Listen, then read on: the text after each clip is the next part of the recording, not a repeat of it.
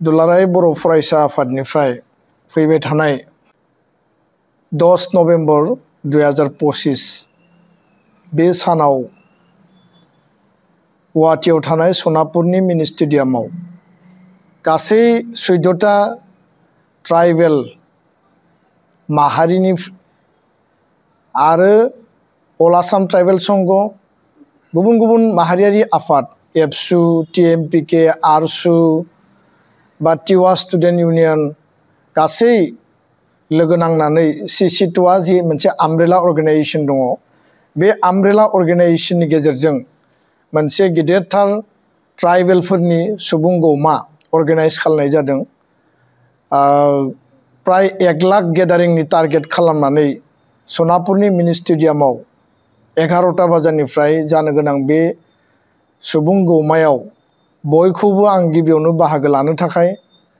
गोसो गोरबोनिफ्राय दुलाराय बर' फरायसा आफादनि जानानै बर' आइ आफा रायजो राजाजों लोगोसे आफादफोरखौ आं गुरै खावलायबाय।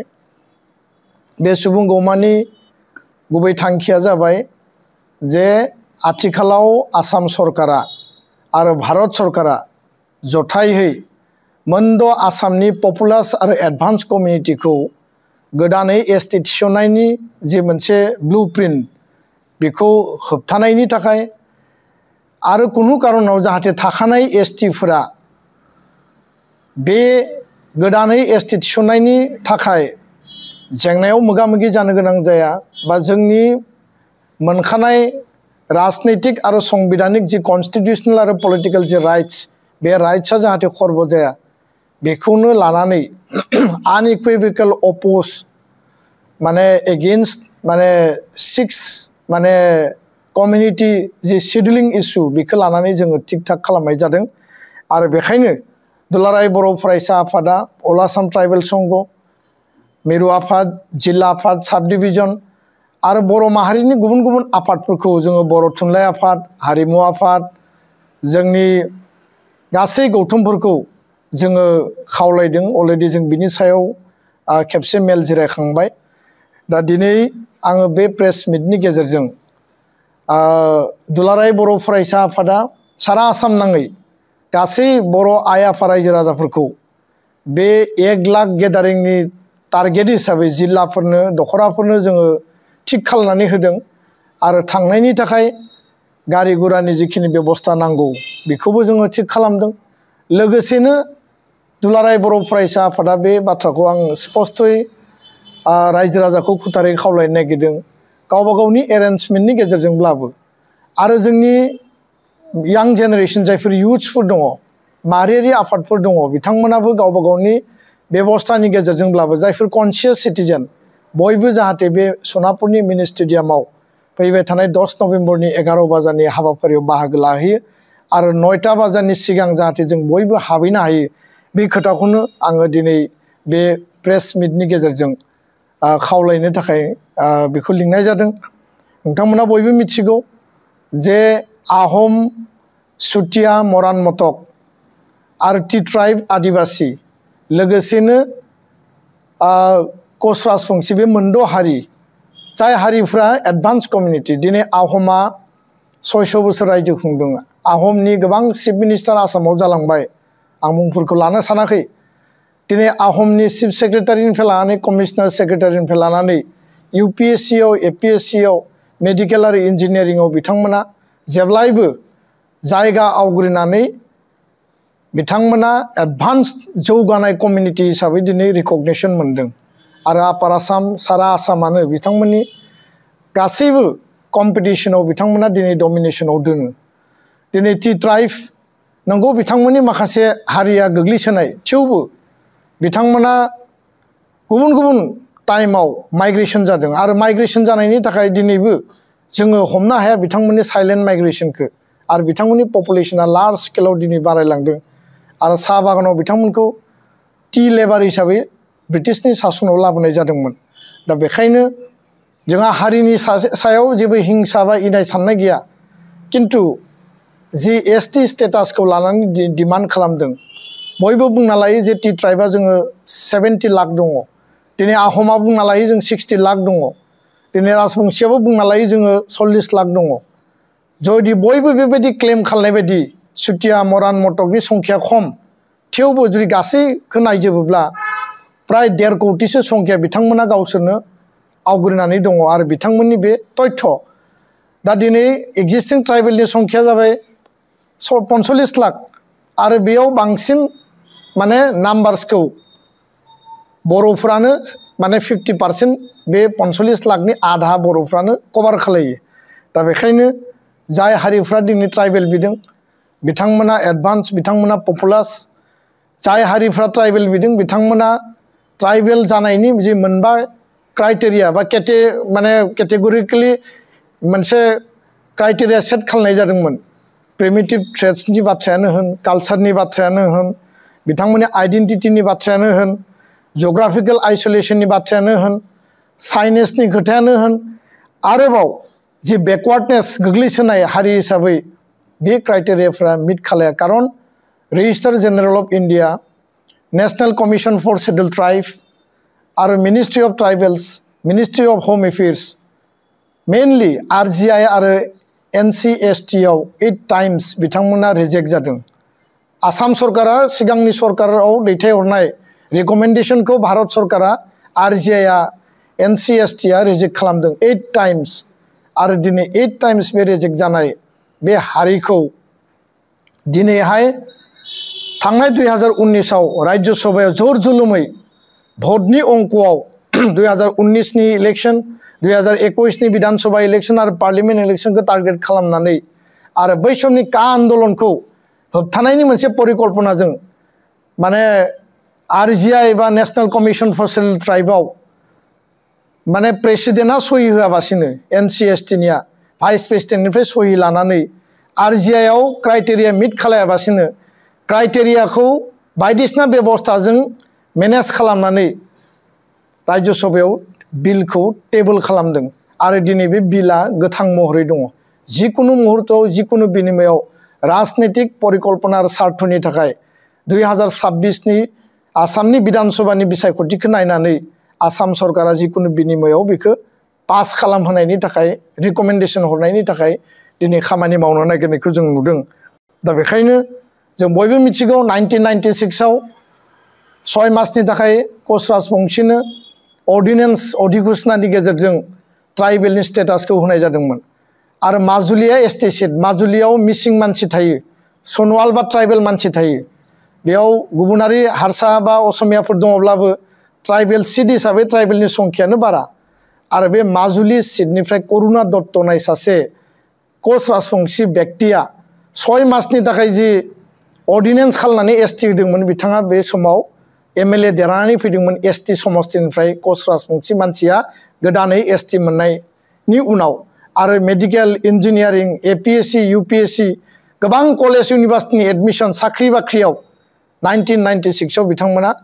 आसामनि गोबां सीटखौ दखल खालामनो हादों दा बेखायनो साननो गोनां खोथाया बेनो जे दिनै आसाम विधानसभानि बिसायख'थिखौ नोजोर बोनानै आसामनि गिबि मन्थ्रिया बे खोथाखौ स्पष्टयै बुंदों जे मोनद' हारिनि एसटी होनायनि बेलायाव आसाम सरकारा पूर्ण समर्थन दङ दिनै जों नायदों जे बीजेपी कांग्रेस एजीपी जेसेबां दोलोफोर दङ आसामाव पलिटिकल पार्टिस बयबो समर्थन दङ 6 जनगोष्ठीखौ जनजातिकरण खालामनांगौ आरो दिनै आसु एजिवाइसिनिफ्राय लानानै जेसेबां ट्राइबेलनि अनगायै जेसेबां हारि हारिसाफोरनि माहारियारि फरायसा आफादफोर दङ बिथांमोनाबो बयबो समर्थन खालायो जे ट्राइबेल होनायाव जोङो सापर्ट खालायो रावहाबो दिनै बाधा गैया दा बेबायदि पर्यायाव आसामनि गिबि मन्थ्रिया बुंदों जे थांनाय समाव आसाम सरकारा जे मोनसे रिकमेन्डेशन हरदोंमोन तरुण गगৈनि समाव प्रणब गगৈ जे स्पिकार विधानसभानि बिथांनि इनिशिएटिभआव रायलायलायनायनि गेजेरजों जे थाखानाय एसटीखौ खहा खालायाबासिनो एसटी होनायाव जोंहा आपत्ति गैया होननानै बेबायदि रिकमेन्डेशन हरदोंमोन आरो फैबाय थानाय 25 नभेम्बराव आसाम विधानसभायाव थाखानाय एसटीखौ खहा खालायाबासिनो एसटी खालामनायनि जि रिकमेन्डेशन बेखौ उइथड्र खालामनानै एसटी खालायोब्ला थाखानाय एसटीनि खहा जागोन आरो बेबायदिनो जों अधिकारखौ होगोन होननानै दिनै आसामनि गिबि मन्थ्रिया स्पष्टयै बिथाङा स्टेटमेन्ट लाखिदों आरो बेयो जोंनि थाखाय साननो गोनां आसाम विधानसभायाव 22 जन एमएलएफोर दङ ट्राइबेल एमएलए मन्त्रिफोर दङ साब्रै स्पिकार दङ डेपुटि स्पिकार दङ आरो एमएलएफोर दङ गुबुन गुबुन हानजानि गुबुन गुबुन पार्टिनि दा बिथांमोना मा रल लायो बे 25 नभेम्बरावसो जों नुगोन रुलिंनिफ्राय मा रल लायो अपोजिशननिफ्राय मा रल लायो जिहेतु मोनसे धारणा होनानै दोनदों जे आसामाव जुदि 1.5 कोटि बे जनसंख्यानि सुबुंफोरा जुदि एसटी जायोब्ला आसामा ट्राइबेल स्टेट जागोन होननानै भारतनि संबिधानाव कुनु खनायाव कुनु आर्टिकलाव कुनु सिडुलाव एसटी स्टेट बा ट्राइबेल स्टेट होननानै बेबायदि कनसेप्ट लिरनाय गैया बे मोनसे भुवा धारणा होनानै माने बांलादेशनिफ्राय रैखा खालामनो थाखाय एसटी खालामनांगौ बेबायदि परिबेसखौ दिनै तयार खालामनाय जों नुदों दा बेखायनो मानगोनां आइ आफा रायजो राजा नोंथांमोन जुदि गोदानै मोनद' हारिखौ एसटी खालायोबा दिनै आनडिभाइडेड गवालपारानि खोथाखौ सिंजों सिं सावरायबाय थानाय जों खोनादों आरो दिनै मरान मटकनि खोथाखौ सिंजों सिं सावरायबाय थानाय खोनादों टि ट्राइबनि 36टा जि ट्राइब जायखौ रिकमेन्डेसन खालामदोंमोन बे खोथायाबो दिनै सोलिबाय थादों आरो बेबायदि जुदि जायोब्ला दिनै नाय माने कार्बि आंलं डिमा हासावनि खोथाखौ आं बुंथ'लिया बिथांमोना हिलाव दङ हिलनि थाखाय 6 शिड्युल होनाय जादों किन्तु प्लेन्सआव बिटिसिआव बिटिआरआव जुदि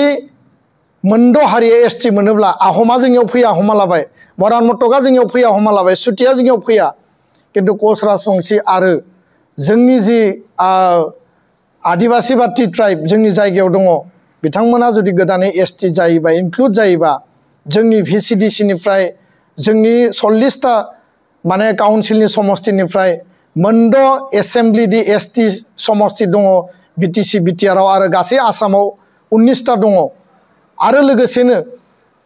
क'क्राझार लकसभा सीटआ दिनै एसटी डिफुआ एसटी डिफुआवथ' रावबो गेलेहैनाय नङा किन्तु क'क्राझार लकसभायावथ' बयबो गेलेगोन दा बेबायदि जायोब्ला पन्चायतनिफ्राय लानानै भिसिडिसि चेयारमेन प्रेसिडेन्टनिफ्राय लानानै दिनै वार्ड मेम्बारनिफ्राय लानानै दिनै माने काउन्सिलनि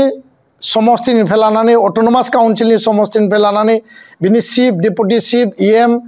बे गासैबो पर्यायाव एसेम्ब्लि आरो पार्लियामेन्टआव बिथांमोना गेलेनो हागोन गेलेयोब्ला बिथांमोननि पपुलेसना जिहेतु बारा बिथांमोना जिहेतु एडभान्स कमिउनिटि अट'मेटिकेलि जोंनि काउन्सिल जोंनि आन्दलनजों मोननाय जोंनि थैनि बिनिमयाव जि बिटिसि बिटिआर मोनबाय बर' कसारि काउन्सिल मोनबाय आरो मिसिं टिवा राभा सनवाल थेंगाल देउरि जेसेबां काउन्सिल दङ बिनि कुनु अस्तित्व थानाय नङा राजनितिक भाबै जों दमन जागोन आरो संबिधानिक भाबै जोङो गासैथिंबो बिथिंजों जों टस नस जागोन दा बेखायनो बे खोथाखौ जोङो स्ट्रंलि बुंदों कुनु हारिनि सायाव जोंहा गाज्रि मोननाय गैया ससियेल कनफ्लिक्ट बेखौ लानानै जानाङा जायफोरा दाबिदों बिथांमोनाबो मिसकनसेपसन साननाङा जोंनि स्पष्ट नीतिया जाहैबाय जोङो मोनद' हारिखौ थाखानाय एसटीनि जि स्टेटास बे स्टेटासजों समान पर्यायनि सम पर्यायनि एसटी जानायखौ जों मालाबाबो लुबैया आरो बिथांमोननो गोदानै एसटी थिसननायखौ जों अपोज खालामो कुनु कारनाव जाहाथे एसटी होआ आरो बिथांमोननो जाहाथे राजनैतिक भाबै संबिधानिक भाबै जिखुनु इकनमिक बायदिसिना प्रिभिलेज जिखिनि अधिकारफोर होनांगौ दङ होनानै बिथांमोनखौ जौगाहोनायनि थाखाय खामानि मावनांगौ दिनै मराननो काउन्सिल होबाय मटकनो काउन्सिल होबाय कमताफोर काउन्सिल होबाय जों बादा होआखै जों गोदो सानदोंमोन जे काउन्सिल अट'नमास काउन्सिला ट्राइबेलनि थाखायल' गुबुन गुबुन हारि माहारिनि डेभेलपमेन्ट काउन्सिल होदों किन्तु दिनै बिथांमोननो अट'नमास काउन्सिलाव होनायाव जोंहा बादा गैया दिनै मेडिकेल कलेजाव इन्जिनियारिं कलेजाव आदिबासीनो टि ट्राइबनो मरान मटकनो कच राजबंशीनो कटा होदों जोंहा बुंनो गोनां गैया बिथांमोना जि कटा लाया मानो बिथांमोना जौगालांथों स्टुडेन्ट बिथांमोननि जौगानायाव जोंहा आपत्ति गैया किन्तु थाखानाय एसटीखौ आरो बे थाखानाय एसटीखौ जाबसिननानै एसटी खालामनायखौ जों लुबैया आरो कुनु कारनाव गोदानै एसटी खालामनायखौ जोङो लुबैया आरो बेजों जोंनि राजनैतिक आरो संबिधानिक अधिकारा बे धंस जागोन आरो बेखायनो फैबाय थानाय जि 10 नभेम्बर 11 बाजायाव सनापुरनि मिनि स्टेडियामाव बयखौबो लोब लोब थांनानै ट्राइबेलनि जि मोनसे इउनिटि आरो ट्राइबेलनि जि स्ट्रेंथ बेखौ दिन्थिहैनो थाखाय खावलायबाय कारन आपार आसाम लवार आसाम दिनै गासैबो एसटी दाबिग्रा आफादफ्रा दिन रात आन्दलन खालामनानै आसामखौ सोमावग्लुंनायखौ जों नुदों आरो बेखौ लानानै सरकारा दिनै गिनानै बिथांमोननि प्रेसाराव 2026 नि विधानसभा इलेक्शननि परिकल्पना आरो देरहानायनि सार्थआव दिनै बे बिलखौ पास खालामनानै बा रिकमेन्डेसन हरनानै भारत सरकारखौ पार्लियामेन्टआव बिल पास खालामनायनि थाखाय बाध्य खालामनो नागिरदों। आं बेखिनिखौनो फोरमायबाय आरो खावलायबाय।